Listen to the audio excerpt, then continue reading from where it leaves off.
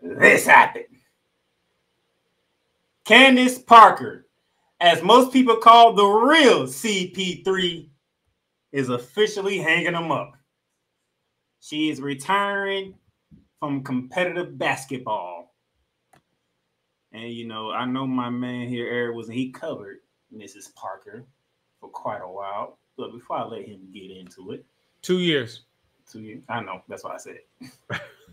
3-time WNBA champion. 2016 WNBA Finals MVP. 2-time WNBA MVP. 7-time WNBA All-Star. 7-time first team WNBA.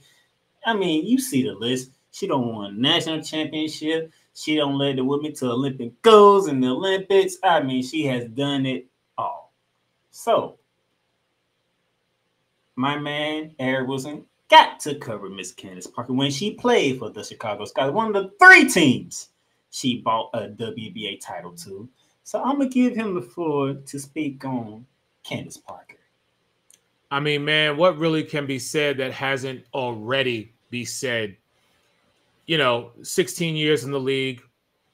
One of the things that Candace always said, and I've had the privilege of having the interview with her, is she never wanted to cheat the game. She always wanted to do right by those that paved the way for her, and she wanted to leave the W in a better position than when she found it. A consummate professional through and through, a woman who always was authentic, always spoke who she was, knew the game, knew how to represent the game of basketball, of women's basketball, on the collegiate level, also in the W. There's nothing more that really needs to be said except thank you to Candace Parker. You know, I was blessed to be there when she did bring the WNBA championship to Chicago. And I talk about this so much with regard to what not only has she done, but all the women who have paved the way. But since we're talking about Candace here, always was on her grind from day one. She knew what she wanted to do, and it's a blessing to have been simply in her presence. But the WNBA is better because of having Candace Parker in it. And I'm like I said, I'm grateful and I'm humbled to be able to sit here today and talk about the fact that one of the greats I had the privilege of being around and just seeing her energy and what she did for every team, whether it be the Sparks, whether it be the Chicago Sky, or whether it be the Las Vegas Aces. Candace Parker played her role efficiently and effectively, and that's why she is excellent head to toe. All right.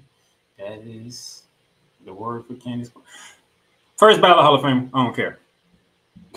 She's going straight into the Hall of Fame. Yeah, there's no question about that. I had the pleasure of following Candace Parker's journey from Tennessee.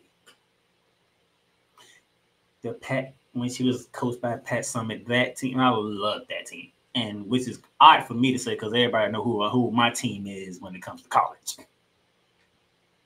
But I was a fan of Pat Summitt, Candace Parker, and the Tennessee Lady Volunteers.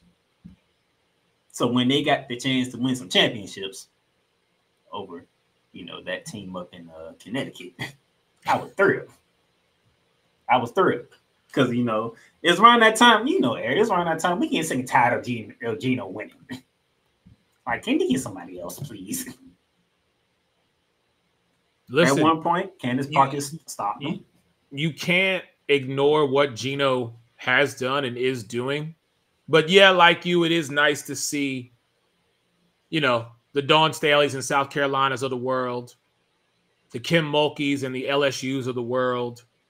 It's nice to and it's great for the world of college women's basketball when other teams are proving their worth and their ground.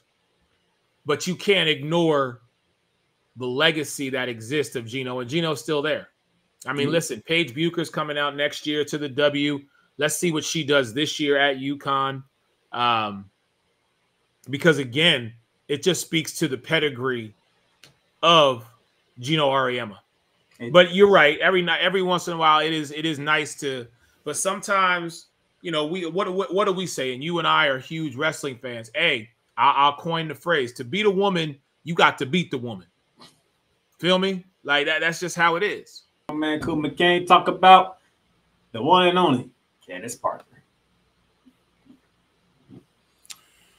I remember growing up watching Candace Parker. I always had a big crush on Candace Parker and loved her game. So I always felt like conflicted when I watched her. Like, man, she's pretty, but at the same time, like she can ball.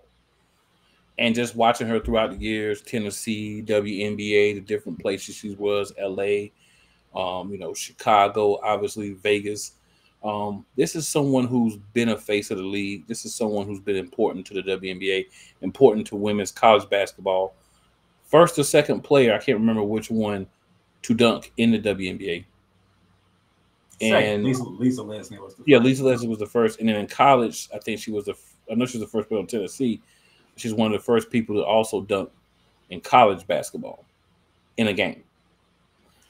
So much that she brought to the game. Always carried herself very well, very intellectual. If you've watched her the last few years, you know what's about to happen.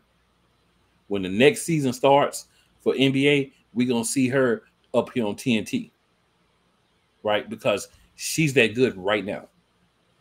She can break down the game. She can analyze the game. She's going to have the opportunity to spend more time with her family, the opportunity to go and spend more time coaching her daughter, up on her game and everything, and just enjoying life after retirement. But this won't be the last, I think, that we see of Candace Parker. And congratulations to her. Definitely will always be the real CP3 to me. The other dude is just Chris Paul. And I hate to see her go, but it comes a time for everybody. No one can play the sport forever. And unlike some people, I'm not going to throw any names out there, but some people hang around until their skills deteriorate to the point where they can't be the same player. And they still think they're the same player. She's saying, you know what? I kind of start to feel it a little bit. And even though she signed another deal, she's like, nah, I'm going to just go ahead and retire. It's time for me to step away. I can respect that.